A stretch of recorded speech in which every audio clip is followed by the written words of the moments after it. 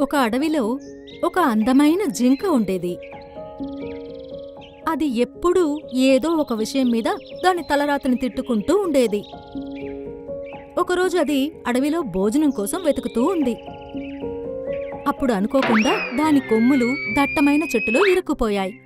ఓరి దేవుడా, ఇప్పుడు నా కొమ్ముల్ని ఎలా విడిపించుకోను? నాకు తల కూడా తిరుగుతుంది. ఉహ్! అది కొన్ని గంటల పాటు దాని కొమ్ముల కారణంగా చెట్టులో ఇరుక్కుపోయి దాన్నదే తిట్టుకుంటూ ఉంది. అయ్యో దేవుడా, ఎవరినైనా నాకు సహాయం చేయడానికి పంపించు. అప్పుడే ఒక తాబేలు చిన్నగా నడుచుకుంటూ దాని దగ్గరకొచ్చింది. అరే జింకన్న, నువ్వు చెట్లలో దారుణంగా చిక్కుపోయావేంటి? నా తలరాత చూడు, సహాయం చేయడానికి ఒక తాబేలు వచ్చింది. అది ఏమీ చేయలేదు. ఈ మాట విని తాబేలు ఆకాశం వైపుకు చూసింది. అనుకోకుండా వేగంగా